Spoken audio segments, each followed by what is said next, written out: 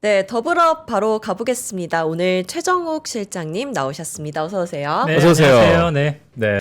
자, 저희 하나증권에서 기업 분석을 총괄하고 계시는 최정욱 실장님 오셨는데, 자, 실장님, 최근 금융주들이 역대급 실적 배당 이런 얘기가 좀 있잖아요. 네네. 일단 은행, 증권 다 뜨겁긴 합니다. 금융주 전반적으로 어떻게 좀 봐야 될까요? 일단 2월 들어서 금융기주사들이 이제 평균적으로 25% 정도 주가가 급등을 했고요. 네.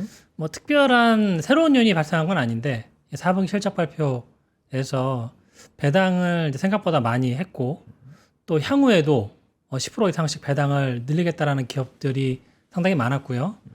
그리고 이제 원달러 환율이 4분기에 좀 오르다 보니까 저희가 이제 CET1 비율이라고 보통 자본 비율이 중요하거든요. 이제 그거가 좀 견조해야 네. 주주환을 많이 하기 때문에. 근데 이제 원달러 환율이 조금 올라가면서 비율이 좀 떨어지지 않을까 걱정했는데 생각보다 비율이 괜찮았고요.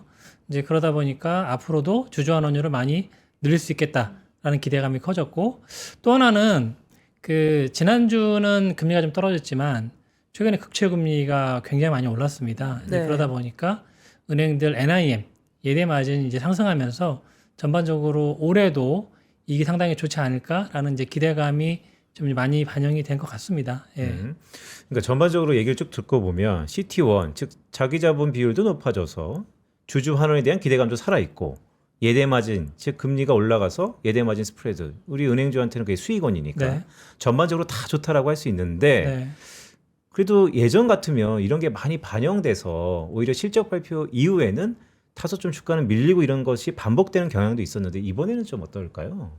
근데 사실 시장 상황에 따라 좀 다른 것 같아요. 왜냐하면 은행주가 2월 달에는 주가가 많이 올랐지만 사실 그 전에는 상당히 몇 개월 동안 소외됐거든요. 네. 이제 지수가 많이 급등하면서 약간 이제 순환매 성격의 대체 업종을 조금 이제 보던 와중에 실적이랑 이런 것들이 맞물리면서 투자들이 관심이 좀 더 커진 것 같습니다. 이제 그러다 보니까 주가 많이 올랐고, 이 배당 같은 경우는 제가 이제 표를 가져왔는데요. 예, 보시면 은행 지주사들이 KB 같은 경우에 이제 DPS 기준으로 네. 보통 2022년부터 24년까지 2,000원대 후반에서 3,000원 초반 정도 했다가 이제 작년에는 4,370원을 했고요.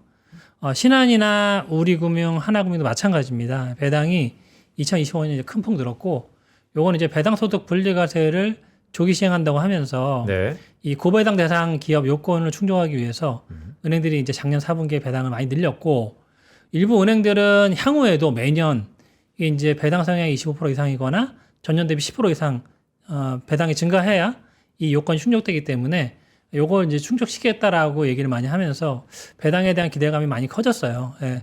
그래서 배당은 많이 늘었는데 문제는 이제 주가가 사실 많이 올라서 네. 배당 수익률 기준으로 보면 주가가 워낙 급등했기 때문에 좀 떨어질 수밖에 없거든요. 그래서 이 오른쪽 그래프 보시면 2022년 3년을 기점으로 주가가 계속 오르다 보니까 배당 수익률은 조금 이제 떨어질 수밖에 없는 환경이고요. 네. 작년 말 종가 기준으로 4%인데 또 올해 주가가 더 추가로 급등했기 때문에 배당이 더 늘어난다고 하더라도 배당 수익률은 한 3.3% 정도 됩니다. 그러면 사실 조금 이제 애매하다고 볼 수도 있습니다. 근데 내년부터는 이제 비과세 배당을 실시하기 때문에 요거는 이제 배당에 대해서 세금을 안 낸다는 겁니다. 네. 그러면 세후 실질 기준으로는 이제 그만큼 한 18% 정도 배당이 더 나가는 효과가 나타나는 거고요. 개인 배당 소득을 투자자 분리과세 해주니까 결국 비과세다.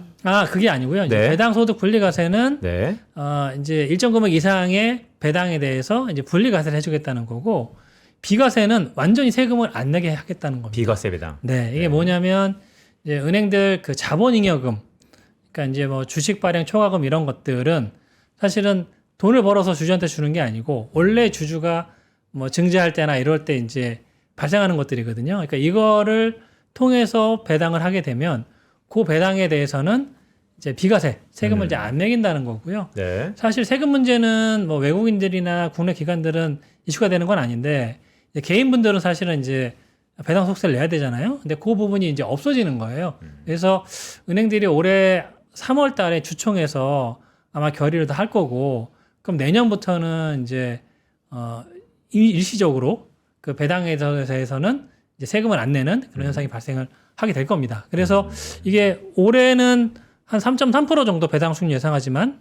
내년에는 그 비과세 배당 감안한 실질 세전 효과를 감안하면 이제 4%가 넘는 배당이 나오는 거고요. 네. 이게 이제 배당도 배당이지만 사실 은행들이 자사주 매수학을 많이 하잖아요. 그러면 이 자사주 매수학까지 같이 합한 저희가 총주주 환원 수익이라고 하는데 요거는 아직까지는 한 뭐 6%대 가까이 나오고 있어요. 그래서 실질적으로 배당만 보면은 3%대지만 자사주까지 감안한 기준으로 보면 한 6%대 정도가 나오기 때문에 배당 매력은 여전히 높다라고 보셔야 될 것 같고 아까 말씀드린 그 비과세 배당이 무한대로 할 수 있는 게 아니고 네. 은행마다 재원이 있습니다. 그래서 KB는 대략 한 11조 원이 넘는 규모 그리고 하나금융, 우리금융, 신한지주도 대략 한 5조 원대에서 7조 원대 정도 네. 배당을 할 수가 있습니다. 비과세로. 그래서 KB가 뭐 배당이 많으면 이제 2조 원이 넘어갈 것 같기도 한데 다른 은행들은 1조 원대일 것 같고요. 그러면 대략 앞으로 한 3년, 많으면 4년 정도의 배당은 이제 비과세, 개인들의 경우 세금을 안 내는 배당을 받을 수가 있습니다. 그래서 요거는 이제 상당한 모멘텀 요인이 될 수가 있어요. 왜냐면은 기존의 은행주는 사실은 외국인들 비중이 60%가 넘기 때문에 아까 그 표도 보셨지만 배당에 대해서 뭐 금융당국에서 그렇게 우호적인 스탠스는 아니었거든요. 왜냐하면 이제 배당을 많이 하게 되면 이 외국인들 주주들이 많기 때문에 이제 국부 유출 논란이 있을 수가 있습니다. 네. 이제 그러다 보니까 과거에는 배당 성향도 조금 일부 이제 관리가 되고 이랬는데 최근에 이제 밸류업 분위기가 나타나고 그리고 배당 소득 분리과세 요건을 충족시키려면 어쩔 수 없이 은행들이 배당을 이제 늘려야 되기 때문에 네. 이런 부분들이 좀 가만히 되면서 전체적으로 좀 배당이 늘어나는 분위기입니다. 그래서 배당 측면에서 상당히 개인 투자자들한테는 이제 메리트가 있게 되지 않을까라고 생각을 하고 있습니다. 네, 아까 말씀 주신 것처럼 최근에 은행주가 많이 올랐잖아요. 네. 지금 들어가도 늦지 않을까요? 저희가 이제 PBR 기준으로 은행주 밸류에이션을 하는데 0.9배 정도가 1차적인 타겟이라고 보거든요. 근데 2025년 작년 말 기준으로 보면 현재 은행주 평균 PBR이 0.8배가 좀 넘습니다. 그럼 이제 거의 뭐 얼추 다 왔다고 볼 수는 있는데 네. 근데 문제는 저희가 보통 이제 트레일링 PBR에 있고 포워드 PBR에 있는데 포워드를 많이 쓰거든요. 그래서 2026년 말 기준으로 하게 되면 현재 0.74배 정도가 됩니다. 그래서 0.9배 정도면 아직까지는 업사이드가 좀 있는 편이고 저희는 이거를 이제 밸류에이션이 정상화되는 단계로 보거든요. 원래 ROE가 한 9% 정도 나오면 0.9배 정도를 받아야 되는데 은행주가 뭐 3년 전만 하더라도 네. 0.2배, 0.3배 정도 받았으니까 ROE가 높았음에도 불구하고 멀티플이 낮았단 말이에요. 그게 이제 수익성을 반영한 수준으로 올라오는 게 0.9배고 근데 이 정도 올라오면 그럼 끝이냐? 결국 이제 글로벌 은행주들의 동향을 볼 수밖에 없어요. 걔네들은 어떠냐? 보면 글로벌 은행들 주가가 상당히 뭐 이게 국내 은행주만 좋은 게 아니고 미국 은행, 유럽 은행, 일본 은행, 대만 은행 다 주가가 좋습니다. 네. 그래서 특히 이제 일본 은행 같은 경우에 저 PBR 개선 정책을 저희보다 1년 먼저 했는데 주가가 지금 PBR 기준으로 1.5배까지 올라가 있어요. 그래서 저 국내 은행들 뭐 좀 올랐다고 하지만 아직 평균적으로 한 배가 안 돼 있는 상황이고 그 왼쪽 보시면 최근에 이제 대만은행하고 비교를 많이 하는데 네. 대만은행이 이제 중국이랑 양안 관계, 그러니까 북한이랑 저희랑 네. 정치적 어떤 대치 관계가 있는 것도 비슷하고 경제 수준도 비슷하거든요. 근데 저희가 이제 그래서 코리아 디스카운트 요인 하면서 은행주 디스카운트 요인으로 많이 봤는데 네. 대만은행들은 사실은 수익성 대비 디스카운트 요인은 거의 없었고요. 최근에 이제 ROE가 올라가면서 PBR이 거의 2배까지 거래가 되고 있고 일본은행은 아까 말씀드린 대로 1.5배를 넘어섰고 일본은행 같은 경우는 저희 은행 한국 은행들이랑 ROE도 비슷합니다. 예. 근데 그렇게 보면 지금 뭐 미국 은행이라든지 이런 글로벌 대형 은행들은 한 배 안 배는 은행들이 거의 없습니다. 예. 그렇게 보면 저희가 이제 ROE를 9%로 고정하고 보면 0.9배가 1차적인 타겟이지만 네. 향후에 아까 말씀드린 대로 A대 마진이 올라간다든지 이러면서 이제 ROE가 추가적으로 올라가면 더 올라갈 수 있는 룸이 생기는 거죠. 그리고 글로벌 은행들하고 비교해봐도 글로벌 은행들이 상당히 지금 주가가 높게 돼 있기 때문에 저희가 뭐 0.9배가 맥시멈이다 이렇게 한정지을 필요까지는 아직은 없을 것 같고요. 네. 이제 밸류에이션이 워낙 낮다가 올라오는 수준이 0.9배고 그 이후에는 글로벌 은행들의 주가라든지 아니면 저희 국내 은행들의 뭐 수익성 개선이라든지 뭐 이런 상황에 따라서 추가적으로 올라갈 수 있는 룸 자체는 더 있다라고 보시면 될 것 같습니다. 네, 그러니까 저희 최정욱 실장이 은행 산업 되게 오래 보셨잖아요. 네. 저희 일반인들이 전문 용어도 막 섞여 있고 그래서 다소 약간 이제 어려울 수도 있는데 가장 핵심 포인트는 그거 같아요. 지금 국내 은행 자체적으로의 밸류에이션을 놓고 보면 뭐 1년 뒤 거를 땡겨 오더라도 0.9배 거의 목에 찬 거는 그럴 수 있다. 다만 글로벌리 피어 그룹 그러니까 동종 업계 증권 미국, 일본, 대만을 보면 우리가 아직 갈 길이 남았다라는 네, 말씀을 들리는데 맞습니다. 네. 근데 여기서 이제 의구심이 제가 이 데이터는 확인한 지가 좀 오래돼갖고 일본하고 대만은행도 기업 대출이 있고 가계 대출이 있잖아요. 네. 우리랑 비슷한 구조인가요? 좀 달랐던 것 같아서. 그러니까 예를 들어서 우리는 기업 대출보다는 개인 대출이 좀 많아서 지금 국내은행 같은 경우는 기업 대출이 한 6 정도 되고 네. 가계 대출이 한 4 정도 되는데 은행마다 약간 차이는 있지만 저희가 뭐 글로벌 은행도 거의 비슷합니다. 거의 한 5대5 정도 되고요. 네. 미국 은행 같은 경우는 뭐 이제 신용카드 관련된 리볼빙이라든지 그런 부분이 있어가지고 대출 비중은 뭐 크게 차이 나지는 않는 걸로 알고 있어요. 아, 그럼 거의 그냥 피어 그룹을 봐도 무방하겠네요. 네네. 그러니까 뭐 그런 비중이 저희가 높기 때문에 더 디스카운트를 받아야 된다든지 이런 건 없고 사실 이제 저희는 규제 요인들이 좀 있기 때문에 그런 부분들은 이제 디스카운트 요인으로 많이 얘기를 하고는 있긴 한데 최근에는 분위기가 많이 바뀌었잖아요. 그래서 네. 이제 그렇게 굳이 뭐 할인을 할 필요는 없다라고 보고 있습니다.